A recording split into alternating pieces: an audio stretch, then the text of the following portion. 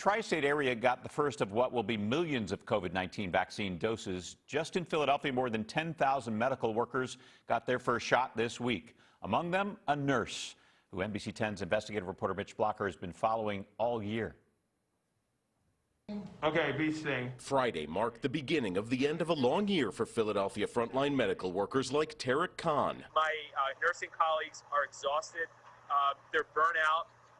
They've been heroic. And, you know, I wish we had this sooner, really, but I'm just so grateful that we have it now. I'm so grateful that I was able to get it as a healthcare provider, and I hope more people will get this vaccine. Khan is one of the first Philadelphians to get the COVID-19 vaccine. Back in March, he was among the first to give us an inside look at how the pandemic changed everything.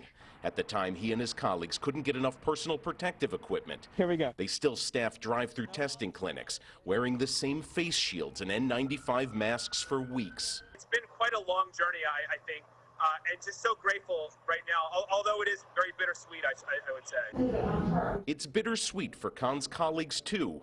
When the first vaccine was authorized, he introduced us to some who were hesitant to take it, others who wanted to set an example. It also was an opportunity for me as a Black professional to show my patients, my community, my students, as well as my family, how important this is. You know, even my church family, how important it is that we take this vaccine. This is the fastest a vaccine has ever been created. The speed scared some, even in the medical field. But now that vaccine medical literature is public, confirming no corners were cut, confidence is growing. I was not hesitant at all. I just viewed the vaccine as another resource in us providing care to our patients and protecting ourselves, our families, and our staff.